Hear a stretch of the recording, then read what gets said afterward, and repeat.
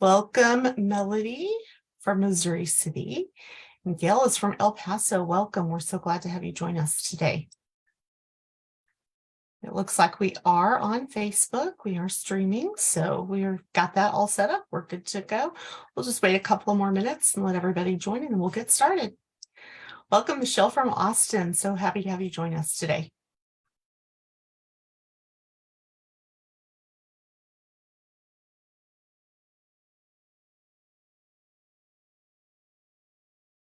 Amanda from Richardson. We always get geography lessons just a little, Mary, on our webinars because Texas is such a vast state that we always ask where everybody's from, and there's always some city that I've never heard of, so I always learn something new every time. I love it. That's great. And Mary, we can hear you, but we can't see you. It looks like your video is turned on, but all we see is just a blank screen.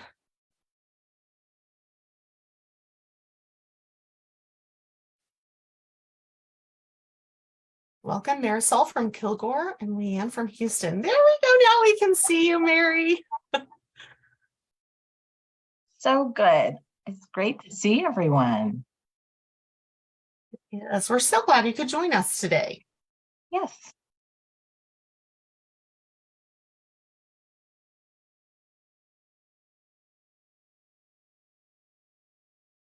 Right, I have 12:15, so we're going to go ahead and get started. I want to give you as much time as possible, Mary. So we're going to get started. Again, I want to welcome everyone and thank you for joining us for today's webinar on fostering high expectations and presumed competence. We're really glad to have you join us. And so I'll start with some introductions before we get started. So my name is Stephanie McLaughlin. I am the Training and Evaluation Specialist for Partners Resource Network. Partners Resource Network is the nonprofit agency that operates the Texas statewide network of Parent Training and Information Centers, or PTIs. PTIs are funded through the Department of Education, Office of Special Education Programs. And the 4 PTI projects in Texas are PACT, PACT, and TEAM. And our mission at Partners Resource Network is to empower and support Texas families and individuals impacted by disabilities or special healthcare needs. Also joining me today from Partners Resource Network is our Director of Statewide Services, Christina Henning, our support specialist, Chelsea Rivas, and our technology specialist, Zach Hidalgo. If you're having any technical difficulties, please reach out to Zach in the chat box, and he will assist you with those. For those of you that are needing a certificate of attendance for today's webinar, you will be receiving an email to thank you for attending the webinar. If you'll follow the link in that email, you can get your certificate of attendance. We'll also have a Q&A time at the end of the presentation. If you're joining us on Zoom, please type your questions in the Q&A box. And if you're joining us today on Facebook, you can type your questions in the comments and we'll get those. We are recording today's webinar, and a recording of the webinar will be available on our website at prntexas.org. So without further ado, I want to get us turned over to our guest speaker today. Mary Baker-Boudissa is a field associate and provides subject matter expertise in educational equity, culturally responsive practices, and diversity and equity in the workplace. She's a professional learning specialist with experience in designing online courses, developing highly engaging content, and effective delivery of learning sessions to support anti-bias education, curriculum implementation, and strategies for building cultural competence among educators. Since joining PCG in 2018, Mary has supported district and state clients across the United States with professional services that include equity audits, curriculum and special education reviews, stakeholder engagement, and professional development. These projects provide districts with practical recommendations for improving student outcomes, applying equitable practices across departments and buildings, partnering with families, and increasing access to academic and social emotional support for all students. Mary's equity work also includes conducting assessments and research on Indiana charter schools as the former Assistant Director of Charter School Research at Ball State University. She is a certified coactive coach with additional expertise in trauma-informed care, having spent the last 10 years working as an advocate for survivors of human trafficking. Mary has a Master's of Arts in Educational Psychology from Ball State University and a Bachelor of Arts in Psychology from Harvard University. Mary, welcome. Again, we're so happy to have you join us today, and we're going to turn it over to you. I'm going to stop sharing and let you take over. Thank you so much, Stephanie, for that wonderful introduction. Sometimes, you don't know if you're really good at anything until you hear somebody else say it. But I'm so pleased to be with you today. As Stephanie said, I work for PCG. And as part of that work, when I joined in 2018, I started initially working with our special education professional development team and a parent resource network in the state of Indiana, where I live, called Project Success. And we supported teachers of students with the most significant cognitive and intellectual disabilities throughout the state. With professional learning. And one of the things that was always near and dear to our hearts was helping to ensure that teachers and districts have high expectations for all students, but especially for our students with identified disabilities. And so today's webinar is about that. One of the things that I'd like to start with, and thank you so much for sharing all of the different places that you're from in Texas, but I wonder if you would just, in the chat, tell me something that you love about your students. I'm sure that you all have, kids or someone you love who brings you here today, for whom you might be a caregiver, but just tell me one thing that you love about them, because I like to hear great things like that. Joyful, awesome. And Mary, as everyone is sharing in the chat box, you have the ability to share your screen, to share your PowerPoint. And if you would like me to share, I'm happy to share in advanced slides for you, but you have the ability to share. Yep. I just put that there. So I want to make sure everybody can see. Are you seeing the PowerPoint presentation? Yes, we do see it. Perfect. All right. Okay, so thanks for sharing all of those wonderful things. Perseverance, resilience, I love it. Colorful and creative. Outside of the box problem solving, I like that one a lot too. Hardworking, that's right. This at the end of the day is really a celebration of, of students and of the students that we love and care for and advocate for. And so today I really want to focus in on ways that as parents, we have the opportunity to advocate for our children, for making sure that people don't make assumptions that lead to harm, that people have high expectations in all environments, but especially in the school environment for our students, so that they can achieve the most positive outcomes possible. So one of the things that we like to do on our team is to introduce ourselves showing pictures of our kids. As you can see, I have a teenage daughter and a teenage son who are still at home. My teenage daughter sometimes enjoys posing for pictures and sometimes not. But it's one of my favorites because it does kind of showcase a little bit about their personalities. And these are my two youngest who are in high school, and I also have an older son who's 26 years old. But they're the reason why I do what I do, advocating for students in every setting, thinking about equity. And when I think about equity, I don't just think about diversity, equity, and inclusion. I also think about accessibility, because that's really an important, that letter, that A, is really important as we look at how we can better be inclusive in all of our environments where we live and work and operate. So today, what I want to focus on is thinking about presuming competence and high expectations. And maybe this is something that you've already been thinking about, and that's what brought you here today. Maybe it's something you'd like to learn more about or really understand what that looks like and what that means for your student. But I want to talk a little bit about the law and just the fact that that is a structural and formal support for educators in understanding that it's a compliance piece, right? But also to understand from a practical standpoint, how do we make those connections of advocating for our students in school to be having strategies for ensuring high expectations and presuming competence, but also those strategies that we can use at home, right? To continue the support and the learning and the expectations, because making that connection is really critical for our student success.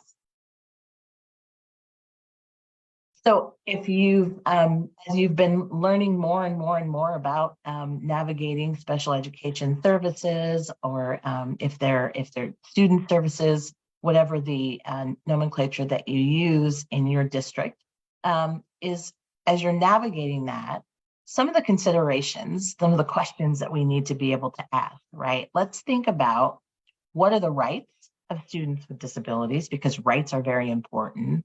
But then there's this other piece, the other side of that coin, which is responsibilities, right? So the responsibilities of educators to those students, right, in understanding their rights. And so it boils down to, one, are students having the right to access? They have the right to access general education content, access to settings, right, in free and public education, access to their peers, especially their grade level peers, and to those experiences that are what makes school so rich, right? Having extracurriculars, having the access to clubs and to meetings, to activities, and those opportunities that arise that are outside of just the academic part. But we also have a responsibility, right, to provide that access. So we can understand rights, but we also need to take responsibilities and own those responsibilities and look at the ways in which they are shared between all of us. So that first question, what can we learn about students' rights? We'll take a look just at this diagram, which is kind of to illustrate what the Every Student Succeeds Act and the Individuals with Disabilities Education Act come together to do. And if you'll notice, you'll see universal design for learning, which is a great way to ensure access in the classroom, but it has this wonderful extra benefit of benefiting all students, right? When we do things that make it easier, that make it more possible for students to access general education content, it really benefits all students, because we begin to understand that there are different levels of support that students need.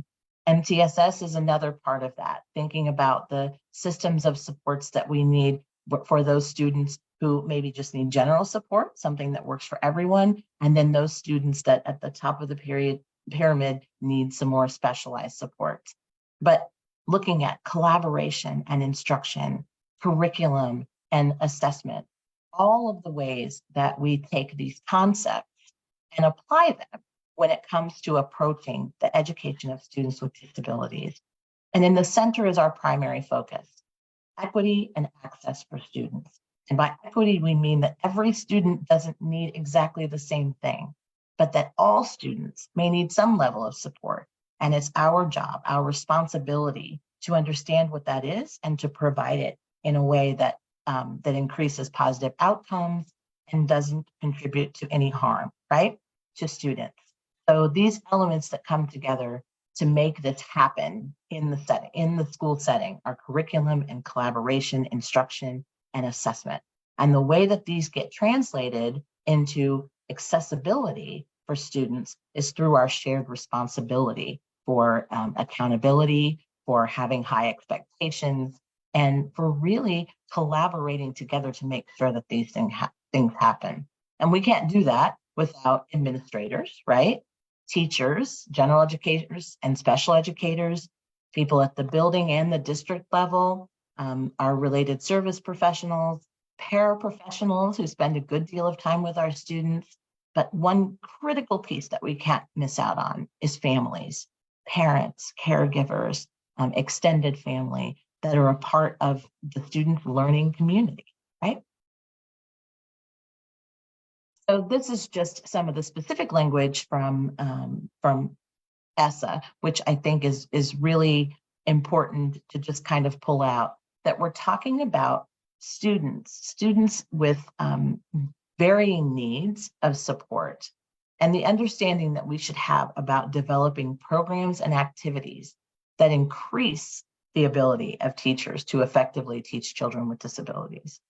So I'll tell you what I think is sort of left out of this, though, is where is the responsibility to develop programs for parents?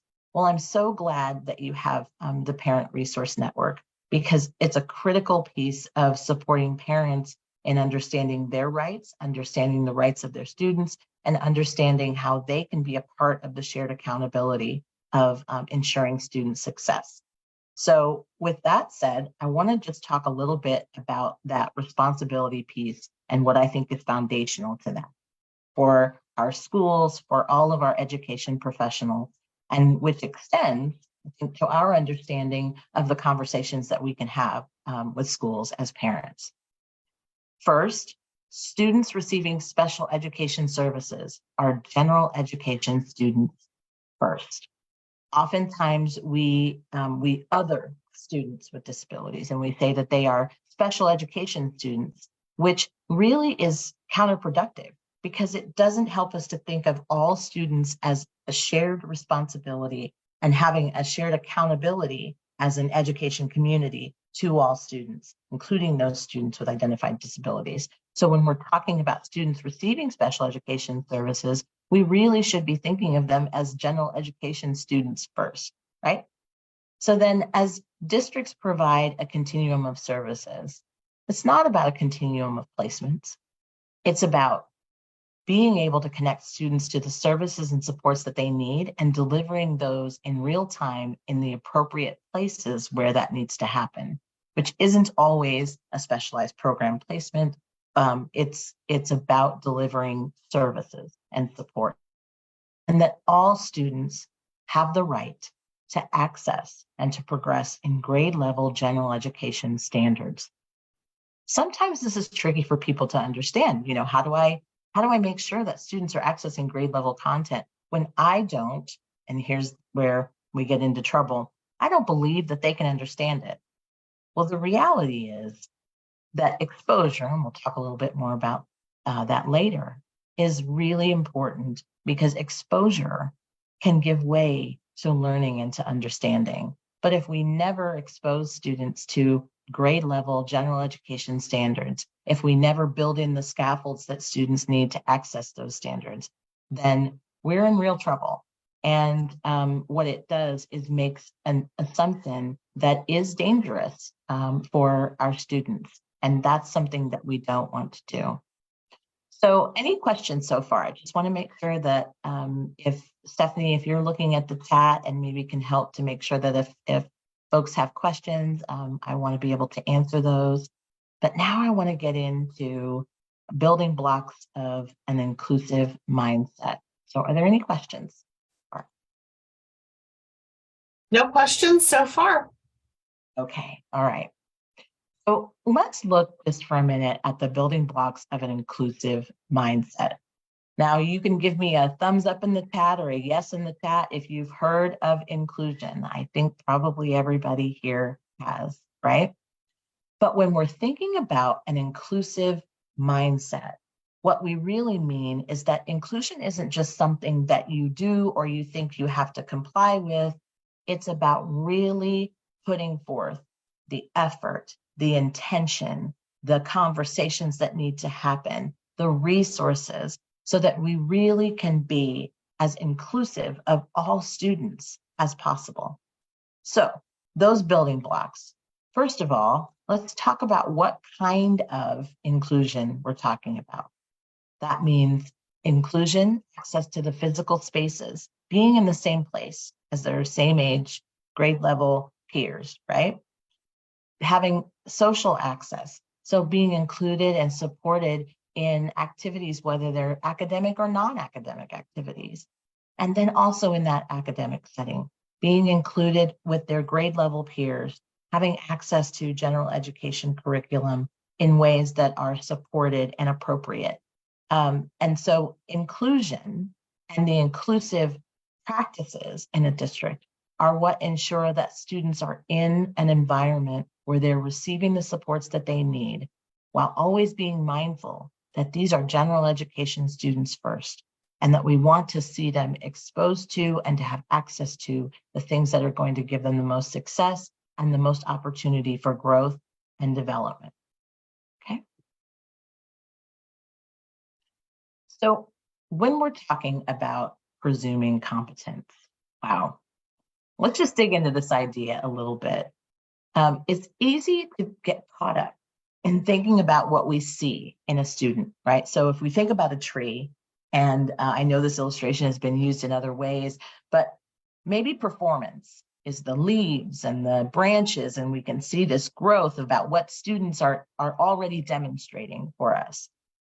But competence isn't about performance as much as it's about unlocking what it is that students learn, have the capacity to learn, that they are able to be exposed to and have some connection to in their learning environment. So it's part of an educator's responsibility to provide appropriate nourishment to these roots in order for the tree, right, for the student to thrive. So regardless of what we might see in terms of performance, we really need to be trying to unlock what the level of competence is and what the opportunity is for exposure to more learning. And different trees, different students, right, will display in different ways. They require different conditions to thrive and to flourish. And different students may require different levels of support. And if we recognize that a student who has difficulty demonstrating knowledge in a way that we are asking them to demonstrate knowledge, then we don't interpret that as not being competent. What we need to do is to interpret that as we haven't unlocked the way for them to demonstrate competence yet. And so intellectual competence is really about understanding the ways to unlock it, right? And not so much about our preconceived notion of what performance should be. And when we can't see direct evidence of competence, let's never assume that it doesn't exist until we've taken the time to really investigate, to unlock. I like the word unlock because I think that there are so many different keys that we find with all students, but in particular, with our students with disabilities, that there have been times when students have been in classrooms and they had limited or no mode of communication, and assumptions were made about those students that end up putting them further behind, rather than really taking the time to find the right key. You may know for your students that there's a particular key. So I want everybody to think for just a minute about what you think a key for your student is. Either something that really gets them engaged, something that makes them light up, or something that really gets them to turn toward you and really engage with you for a period of time. Maybe it's bugs, maybe it's video games, maybe it's something else. But why don't you share in the chat, or if you want to unmute and tell me something that is a key. Music and dancing. Yes, that's me too. Others, what are some other things that you found that are keys, right? To make that connection, whether it's a music, I love that, which is a way to connect to communicating, to connect to learning, to connect to understanding, history facts. Sometimes it's a connect to engagement, using a computer or a tablet, yes, to type and draw instead of pencil and paper. Oh my goodness, all the trees we've killed to to use pen and paper for so many years. Videos, games, good. So let me just emphasize at this point that as much as I think that it's tough as our students age to know everything that they're thinking all of the time, right?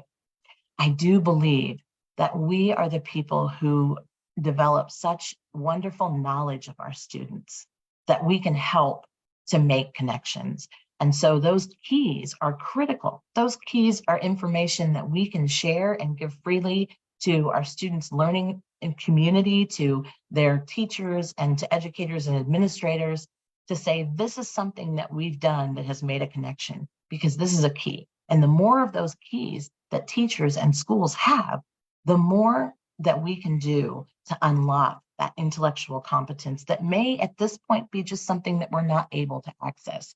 I love connecting while shooting baskets in the driveway, right? And watching documentaries. That's great. I love that we watch documentaries together. So thank you for sharing that. I appreciate it. But thinking more about competence. So one way to make sure that our expectations remain high for students is really to presume competence. And that's why, as a building block, that's one that we have to get a firm understanding. Because when we're not sure what students can learn, we have to presume competence and the ability to learn. Because when we make that one assumption, we give way to exposure. We give way to access. We start to present students with ideas and concepts and materials and things that can unlock what we're not able to access or what we're not already seeing. So at the heart of presuming competence is to make sure that when we're not sure, we don't assume can't. And just one little nugget, and if you take away anything from today and share this with anyone else, it's that absence of evidence is not evidence of absence. Because I don't know that you're thinking or understanding this doesn't mean that you're not. So my job as an educator, my job as a mom, is to work with you to unlock and find those keys, right? So I so appreciate all of the keys that you shared as parents that you're able to unlock, with your students. So this is true for all students and all people, really. You ever hear still waters run deep? But especially students who are carrying this weight of being labeled with one or more disabilities, right? Because a lot of times we make assumptions, and many disabilities are identified. They're identified using test scores, or they're identified from an assessment that really depends on one mode of expressing and demonstrating knowledge. But the simple fact that an IQ has been identified as low, or that a student has complex physical or communication challenges, that it doesn't automatically mean that they are incapable. And so is it possible that their disability prevents them from doing or knowing something? Well, that is a possibility, but we don't know that for sure until we know. And so it's too easy to hear labels and keywords and assume that we know everything we need to know about that student. But I have a colleague that I love to hear her say, we don't know what we don't know, right?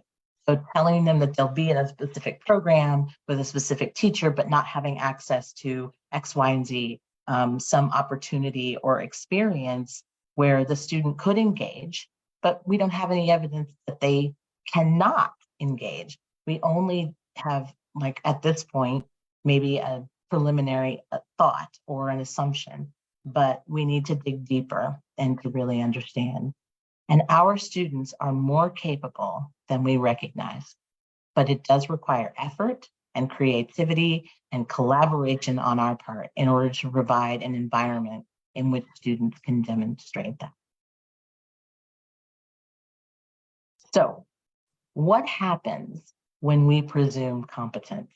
Well, by presuming competence in students, in the school environment, it influences how actively they engage with the student, right? How engaged the student is in learning and in their education. But you will see this show up in how often people talk to your student, what kind of tone they use, and how they speak about the student to others, especially in front of other people, right? How many times have we been guilty of talking about our student in front of somebody else in a tone or in a way that may imply that the student isn't able to be part of the conversation, or at least to even understand that anything is being said about them? And I think it's really important for us to provide those opportunities for our own mindsets, right? To be people who speak inclusively, who share about our students in a way that includes them, even when we don't know whether they're able to engage with what's being said. So in a classroom, we want to see students, have the opportunity to engage with everyone around them. So the complexity of information and the materials that we offer students in schools when we presume competence look very different. How much effort and patience we use with students to resolve challenges. So if you think for just a moment, I just want you to take a few seconds to think about some of these things that are evidence of presuming competence, right? Of actively engaging with students, seeing the student engaged in learning, a lot of frequent conversation with students, using a tone of voice that implies we're really speaking with the student, speaking about the student in a way that is not othering the student or assuming non-comprehension or assuming that the student, isn't a part of the conversation, and the complexity of information that's being presented. So are you seeing these areas in your school, in your child's classroom, as you're engaging with their teachers? Are there some things that you see that could be different? Like, do you see people engaging with your student frequently enough? Using verbal cues or visual cues to engage with them, even if their mode of communication is not one that they've unlocked yet. Are they trying to unlock that by having conversations with the student? When you and your student are at a conference together and a meeting together, are they addressing you and your student together as though your student is a part of this, right? What are some of the things that you see that are evidence in your school, in your students' learning environment, that educators are presuming competence, that are making an assumption not of can't, but of can, or may be able to, or just hasn't demonstrated yet? Appreciate the comment in the chat that competence is not based on performance, right? This is exactly what you were trying to say in your ARD meeting, and those can be challenging. I saw that, you've had some presentations around contentious ARD meetings. And so it's really important to be able to say, we're working together to find the keys, even if we don't have them yet, right? So I have a couple of questions that have come in, and I'll pause for just a minute to look at those. So how can parents and students change the IEP team's mentality about presumed competence when they assume otherwise because they put the blame on the student's disability and refuse to use other avenues to help the student make progress and have successes? What IEP goals would you recommend? So these are great questions, and some of the things that I want to get into as we go along.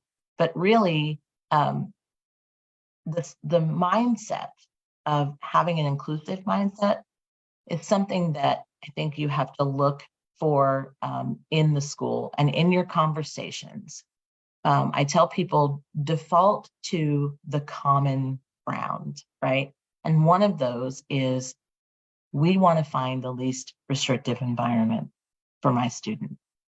We want my student, them to have an experience being included, right? To not be excluded from the school environment. And then I think it's saying, I need to understand what are some of the things that you're doing that are different than what we've usually done to unlock those keys, right? So outside of talking about disability, let's talk about ability and opportunities to demonstrate ability. What suggestions can you make? So I think that practicing curiosity in an ARD meeting is helpful. And I think that as far as goals, some of the things that I look for, and I've done some special education reviews in districts, and one of the things I would look for is just to see that goals are not, we're just going 25%, 50%, 75%, 100%. That the goals are well articulated, and that if there is a percentage tied to them, that it's something that leaves room for different gradations of making progress, and that they're very specific about that. Because not everybody who's writing an IEP may have had specific instructions around doing that. So I think it's important to have that conversation. And then can you recommend any resources around pursuing competence? I'll make sure that I share some of those with Stephanie to send them out because I love that idea. And Stephanie, feel free to jump in with any of the answers that you want to provide as well. When we're asking, how do we approach your child's teacher who gives praise with qualifiers? Oh, given her supports, the student has made great improvement on her math tests.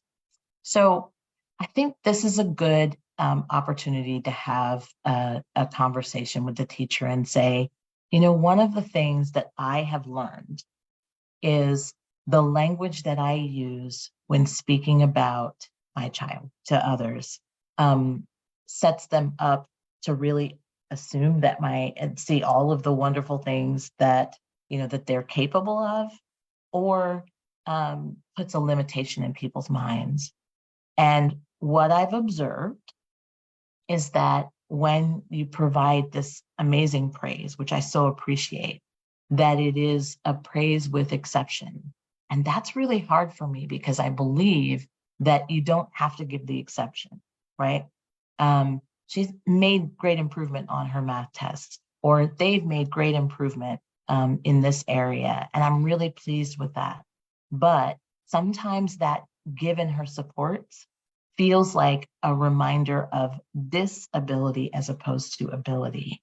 And I would just really be grateful if the way that we're recording this information really celebrates the ability and the improvement and the achievement.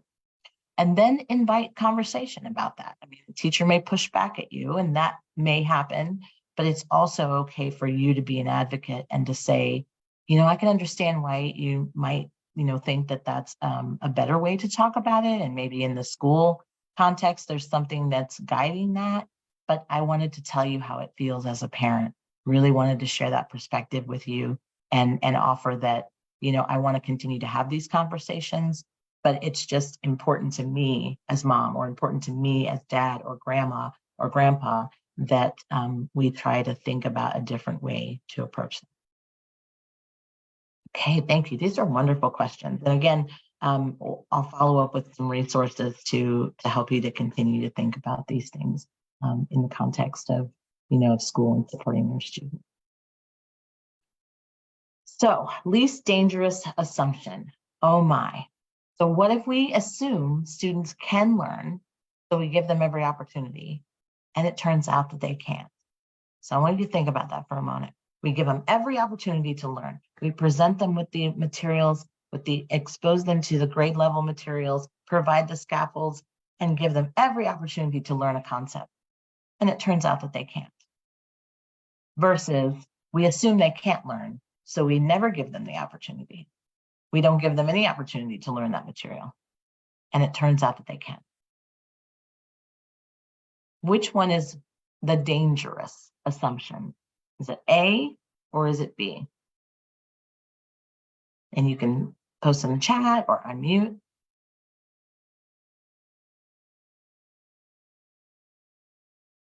Thoughts?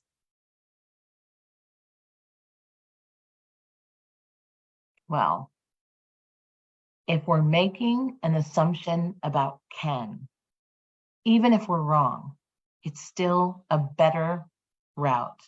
And it's the least dangerous assumption in the face of the alternative, which is to assume they can't.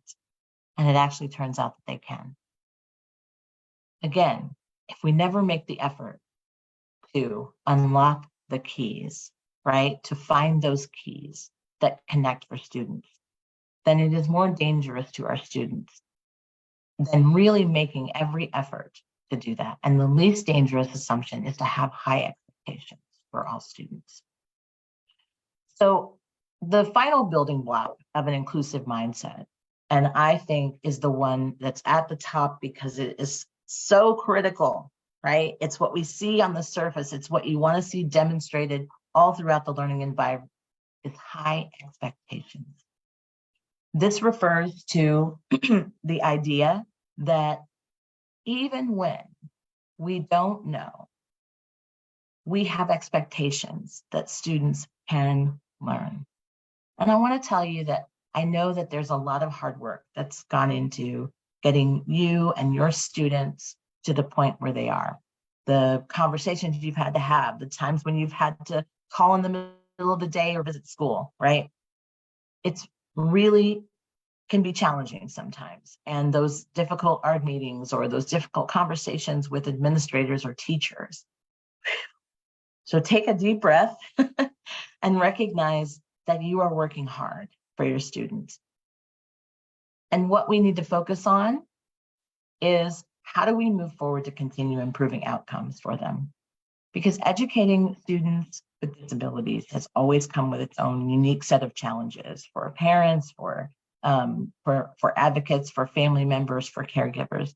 And these last few years have been extremely challenging, right? We've faced a lot of fear, we've faced a lot of uncertainty, a lot of ups and downs, and a lot of back and forth in terms of how we were accessing education.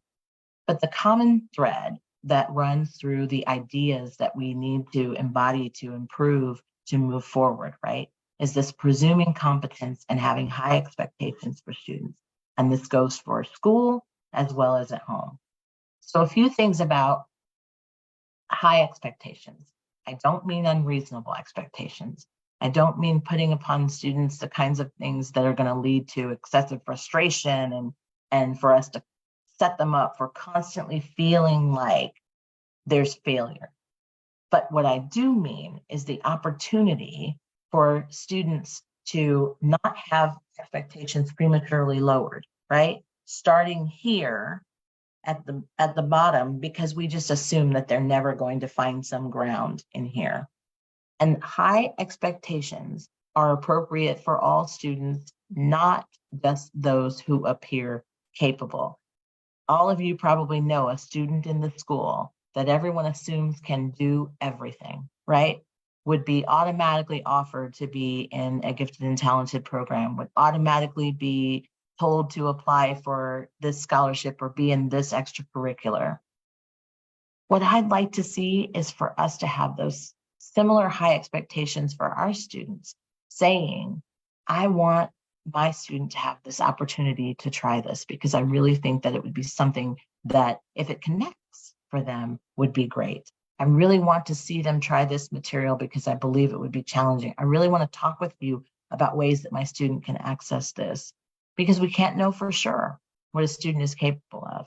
We're not climbing into their minds to know that, but we do know, and this is important. Again, another one of those takeaways. Students for sure can't learn what they're not taught. They can't learn what they're not exposed to, what they're not taught, what they don't have the opportunity to learn, what isn't, unlocked for them, what isn't presented to them, and what isn't shared with them. And so when we have high expectations for students, for any student, we make room for them to grow, which is what this kind of red arrow is showing, is that if our expectations are low, there's no motivation to reach beyond them. And we end up artificially sticking kids in a place where they're not going to be able to grow because we've already said this is where you belong. But instead, we want to push those expectations higher so that we can leave room for growth, right? So aspirations for students in terms of their growth and learning. And I like this diagram. It's really one that says, okay, so if we think of, your expectations as moving forward on this straight path, you're just going to, shoot that rocket into the sky. What the reality is that the path may loop around a bit. Those scaffolds that we provide, those opportunities for being retaught some information, for sharing something another time, for having additional supports that come alongside, for the length of time that it may take to really engage with the learning. So all of this is based on the idea, though, that we still want to provide for forward movement. Just having high expectations and pursuing competence isn't going to make everything else work itself out, right? Again, we have to be creative. We have to be engaged. It won't always be smooth sailing, but we also need partnership, right? The schools aren't going to be able to do what they need to do without us. And we're not going to be able to see the growth and the success in our students without them. It has to be a partnership, but it has to be one that is built on high expectations and presuming competence for our students. And as long as we are providing students what they need to live up to their potential, no matter how messy it looks, more like the image on the right than on the left, they'll be making progress forward. And that's what's important. And I think high expectations and presumed competence provide the best opportunity forward for forward movement, for opportunity for our students, no matter what their starting point. Because the reason the concept of access to general education content and settings and peers and experiences is so important is because access leads to participation, and that leads to learning. Students don't learn what they aren't taught. So giving them access, inviting their participation in whatever way is appropriate or is fits with them, those connections, those keys, right? Their mode of participation. That's what leads to learning. And it all starts with educators and families and caregivers and parents providing the access and having those conversations together, right? Because our students won't generalize the learning that they're doing, the development, the growth from school to home if we don't have strong partnerships. Just like there may be times when you've seen something at home that your student did that the school is sure they can't replicate, right, in their setting. But that knowledge has to be shared. We have to have an opportunity to have the conversation around what we're seeing, what we hope to see, what we believe, and what's aspirational for our students. So with the time that we have left, I want to talk a little bit about this advocating for high expectations, because I think that's at the core of what has to happen next. If you're in a school right now and you're not quite seeing the high expectations, the presuming competence, and you really want to start to have more conversations about that, to find more resources and to press more toward advocating for that for your students, then let's talk a little bit more about how we can see that happen. So we talked about the rights of students and we talked about the responsibilities of educators. But when it comes to parents, what about us? What's our responsibility? What are our responsibilities? Well, it boils down to understanding those rights, to advocate for those rights whenever it's necessary, to work alongside educators, to create those partnerships and those relationships that provide that access, and to ensure high expectations that extend not just in the classroom, but also to our home environment, to be able to reinforce the things that are being learned, to be able to, even in whether it's one piece of learning or an entire unit or concept, just being able to find creative ways in our day-to-day life and our connections with our students to be able to reinforce that and foster greater understanding of our students on the part of the schools. Again, we have this incredible knowledge of what wonderful humans they are. Some of you mentioned joyful, hardworking. How many opportunities do you have to communicate that to teachers and to administrators to better understand this is who my child is, this is who my student is, and I really want to see them bring the best of that to their learning environment. And in order to do that, I need to have these conversations with you. So when it comes to home, some of the things that we talk to teachers about all the time in terms of reflecting high expectations. If I ask a question and a student doesn't immediately answer, right? And we all have been in class where nobody wanted to volunteer, or some of us didn't like to participate out loud. I was not one of those kids. I always had my hand raised. But there are a lot of times when we assume that the students who volunteer to answer immediately or provide an immediate response are the students who have the knowledge and that the others don't. And that's not an assumption we can afford to make. So at school, what we always tell teachers is to provide more wait time. And when you ask a question, students need time to engage with the question, to find a way to respond, to think through it, because the processing may be different for some students than others, right? So they need to access the information, formulate an answer, and then be able to communicate it and demonstrate it in a way that they're connected to. So the first thing that I advise is at home, try this at home. If you're asking your student a question and it's something that, at home you would normally just ask and then just kind of move on or assume or say, would you like this or that? Try providing for more wait time. And some students, again, will, because not everybody's the same, it's better to do it without any additional prompting. But you may find that for your student, asking them a question with some wait time and then saying, I see that you're really working on this. And so I'm going to give you a few more minutes to think about it. And then let's go back to it. Or I'm going to go and grab a snack for us to eat to give you some more time to continue processing. So that wait time is really important because not every student, not every child is going to be able to give the answer it's lickety split, right? So what works in schools to demonstrate to students that you believe they can find the answer can also work in your home. And asking more challenging and more specific questions, but also delving into their answers more deeply. And these two kind of go hand in hand in terms of asking an open-ended question. The thing that I always used to ask my teenagers is, how's school? And then I was like, was school good? Because, I didn't know if I'd get more than a one-word answer out of them. But sometimes I'll ask, what was your favorite thing today? Because it's a different answer than was school good or how was school. So what was your favorite thing today? Or what's something good that happened? And then when you get a response, however that response comes, whether it's a smile or something, well, something made you smile, or if it's going to be a verbal response or a nonverbal response, inviting more information from your child, from your student says, not only I know you can answer and I know that you can give me an answer that's more in depth than what you're giving me, it also says, I'm very interested.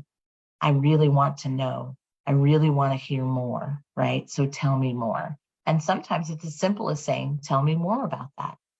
Or show me another thing that happened, using your board. Tell me another thing that happened, giving an opportunity for more of that. Any questions? I do see a couple in the Q&A. Okay, so advice for high school students trying to self-advocate, which is wonderful. Requesting the IEP accommodations being followed, okay. And the teacher says, I'm busy, I don't have time to help you one-on-one. You'll never be able to excel in math. Oh, wow. That I think is one where, and I'll invite Stephanie to weigh in on this. It's really important that I always tell my high school students, there are things that you can do, and then there are problems that are adult problems that I'm happy to get involved in. And in this instance, I think it's a conversation with your son there, so he continues to be engaged in the conversation, but to also be an advocate and to have your son be able to state that in front of the teacher with you there as well. And there may be other advocates in the school setting, or if you have a parent group that may need to be involved in the conversation. Because one of the things for me that comes out is saying you'll never be able to excel in math. That's not appropriate to be said to any student, right? You are really strong in this area. We need to continue working on this. There's this seems to be an area where you're having more challenges. I can't do it right now, but what I'd like to do is to schedule some other time for us to work together on that when we can really dig into what's going on. And even in the conversation, suggesting to the teacher language that would be more appropriate. But I say that sometimes the mama bear comes out, but I definitely am one who will call out things that don't work. My daughter told her teacher she wasn't really good at chemistry, and she says, that makes me feel stupid. And he said, well, you're not really bad at it, you're just ignorant. And so we had to have a conversation about what it was that he thought he meant by saying that and what it actually was that came across, because that's important. Sometimes we're interpreters. Sometimes we are co-advocates.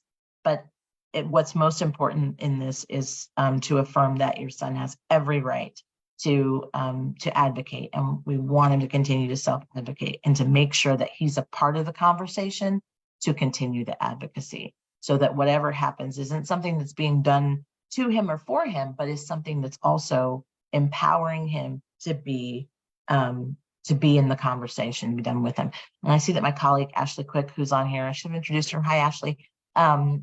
Is one of our subject matter experts around special education as well, and she's sharing a response to help you with that. So in terms of eliminating and reducing the number of prompts in the IEP goals and the team won't budge, they say that your student will always need prompting, which you see differently at home. Again, conversations about that. I think it's really important to document. Sometimes we don't think of collecting data in the way that schools collect data. And get a notebook, write down the time, the circumstance, and be as detailed as you can about describing when you're seeing it. And then it's about having a conversation around, this is what I'm seeing, this is what's happening when I'm seeing that, this is how I think it's affected, and is this something that can be replicated in the classroom? And if it's not, the teacher is saying, I know that the prompt from the aide has been something that has been helpful, but now I'm seeing that behavior come up, or that learning or that skill being demonstrated without prompting. And that's evidence of progress. So I appreciate all you've been doing, with the prompts, but I'd like to try it for this period of time without the prompts to see if this is something that you will continue to do without the prompting. So conversation is always key. And sometimes those conversations are uncomfortable. I don't want to minimize that it can be, but you are an advocate and what you say is important. One of the things I ask in special education reviews of parents is, to what extent do you feel heard by your district? And that's where parent advocacy groups, parent resource networks are wonderful in helping parents to kind of be able to craft in a formal or informal way the things that the school needs to hear and needs to see. Because as you've probably learned in a lot of these conversations, whether or not schools are always comfortable listening, it's something that they have to do. And if we go back to when we started this conversation around compliance, there's no easy way around that, right? And parents can hold schools accountable in a way that is different, I think, than in any other area outside of special education services. That department, that team, those professionals, and the expectations that are there. You are more powerful and more of an important voice than you may always feel. But I want to assure you that to continue speaking and bringing the evidence from home, bringing some specific data that you've collected around your student, and having the conversation around, what would you need to see? If this isn't enough, my writing this down for you, or if telling you that I've seen it isn't enough, tell me what would be helpful to you in understanding why we need to reduce these prompts, or why this might be a good idea, or what would it look like for us to have an opportunity to approach that. What are your thoughts on how to advocate for a child that is being recommended to be held back? I think, again, parent voice is really important in this conversation. What I would want to understand is, has that been a district practice? And what is the purpose of the practice? What are they hoping to accomplish by that? Is there some goal of like being on diploma track or certificate program that they think is going to be enhanced or added to by doing that. But ultimately, at the end of the day, I think that to say this is what we're going to do takes away the element of having options and choice. So it will be really critical in the conversation to know, what other choices are you considering? What would it look like for the alternative for my student to move on? But then what additional supports would be needed? So it may be that the district is answering a problem of having a lack of appropriate, like, continuum of services. Maybe there are some gaps there that they think would be better filled, or that they're just trying to fill by holding your student back. One thing that they probably want to avoid is an out-of-district placement if there are additional supports that are needed. And so I think you have a right to ask, what are the alternatives? What does the alternative look like? And what supports would that require?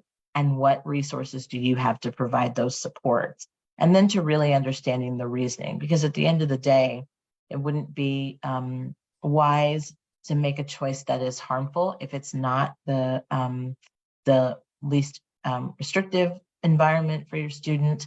Then that's also an issue. And if it has to do with connecting to a teacher who knows your child well, your student well, and they think that that's a reason for the environment, then that's a different conversation. But I really want to encourage you to ask what the alternative is, what supports are available, what resources they would need to commit in order for that to happen.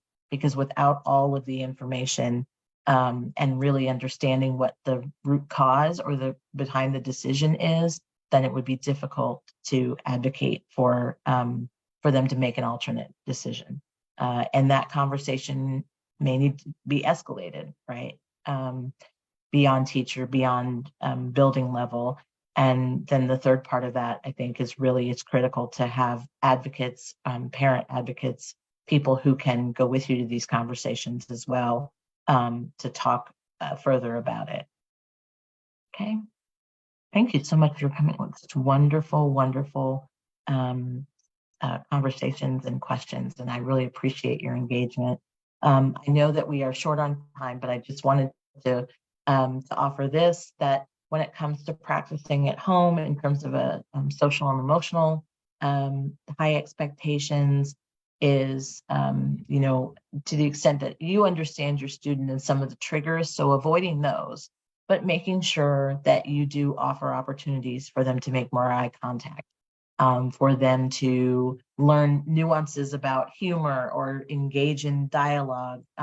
Learning sarcasm is tough for some children, and also understanding jokes, like joke books, things like that that you can do to help students to navigate dialogue in a different way, giving them an opportunity to develop more comfort with being physically closer to people and smiling, but ultimately just displaying that support and that interest really does contribute to a student believing that what they're saying, what they're sharing, that their communication, whatever mode that is something that is welcomed and desired and encouraged. We all know that listening to stories or to vocalizations or different ways that our students express themselves, that when we do that and when we provide positive reinforcement, that it encourages more. And so that's something that we can do to reflect those high expectations for our students, that they will continue to communicate, because a lack of a mode of communication is not a lack of intelligence or ability. Alternate modes of communicating outside of what we understand to be the way that you and I might communicate with one another is also not a lack of ability or a lack of intelligence. So you're unlocking keys by using some of these strategies for high expectations. And then in terms of advocating, we've talked a little bit about some of these now, but making sure that you have an opportunity to review the IEP prior to the meeting, that if there's someone that you need to support you in looking over it, because they can be lengthy documents, to understand the highlights, the portions that you really need to be well versed in before you go to the ARD meeting. Ask for that support, expect that support. If the district doesn't provide it, then I know Stephanie would have some resources as well for that. Establishing regular communication. The when, how best do you like to have the teacher communicate with you? As a text during the day, if there's a crisis, so kind of the when, the how, the method, and the what. Do you want to know, different milestones during the day? Do you want to have a weekly log that comes home that says, these are the things we worked on this week, and this is where we are with those? What are some of the communication practices that you can establish with that classroom teacher? And especially when you're coming into a new classroom, right? A teacher they're going to need to collect some data of their own. They're going to need to observe some things, but you have an opportunity, I think, to establish that they need to be communicating with you and provide some of the simplest or the easiest ways of doing that. Request a conference if you need one. And then to the point about data collection, really making a note of your observations. The other thing that I would encourage too is, as parents, you have a lot of power just to support each other. And so making sure that if you don't have a parent advocacy group or organization that is based within, the district, or that is, district specific or district wide, local to you, then learning from other districts and the networks that they've created, and maybe consider getting together and starting those, because as parents, being able to acquire training materials and resources and share trainings with each other that you're able to attend, asking the district what resources they have to provide trainings is also another opportunity to share together. And, every time that we're tempted to say, I can't, right? That we're tempted to be okay with our students saying, I can't, that we can have the courage to add, yet. Saying that to students, it works for me as an adult when I say I can't do something, but really we are an advocate for our students, for our children, at being able to say, I know you think you can't, but maybe you can't yet. But there's an opportunity for that going forward. And the more that we can instill that in our students, the more that we instill that in our teacher, that this is something that we, embrace at home. We say, I can't, but I can't yet, right? And because it's aspirational, because it means that there are expectations that I can. I just don't have the tools right now, but I am learning. And so that's a tremendous opportunity. So I'm thankful to you for all of your questions. I see a couple more in here about educators in Texas getting this information. Stephanie, maybe you can answer some of that, and the school doing a functional employment assessment.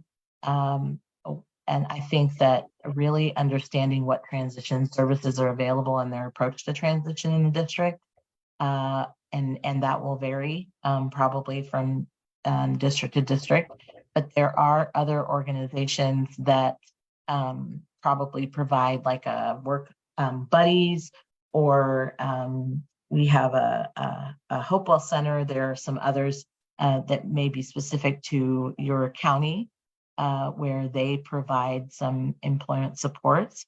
Connecting with them, because they would be providers for like vocational rehabilitation and workforce development, may know about resources that the school isn't. And so I think maybe connecting those dots once you've gotten some additional information.